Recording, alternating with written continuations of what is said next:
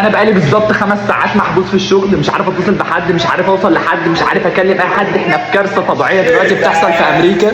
تعالوا اوريكم الجو بره عامل ازاي. حرفيا كل الناس اللي في الشغل مشيت، مفيش اي حد موجود. الباب ده ما اقدرش افتحه، لو فتحته هيحصل يعني لو فتحت الباب ده تقريبا الازاز ده هيتكسر، لان الباب يفتح عكس انعكاس.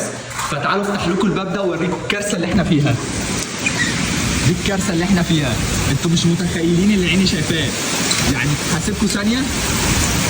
ده اللي بيحصل في اعصار، ده مش مطر عادي ولا ده سحاب، ده اعصار. في دوامه دلوقتي قاعده تسحب الشجر الناحيه الثانيه دي، وانا دلوقتي في الشغل وحرفيا في كارثه. انتوا لو شايفين المطر اللي بينزل ده مش مطر، ده مش مطر عادي. اللي بيحصل ده مش عادي. هي دي بقى امريكا اللي انتوا عايزين تجوها، هي دي امريكا اللي كلكم بتحبوها. يعني ترضوا ان انتوا تعيشوا في امريكا بالجو اللي انا فيه ده والحبسه اللي انا فيها دي، معاه المفاتيح حرفيا وقافل على نفسي ومش عارف اطلع ولا اكلم حد. الشبكه واقعه، الكهرباء دي كل شويه بتقفل وتفتح.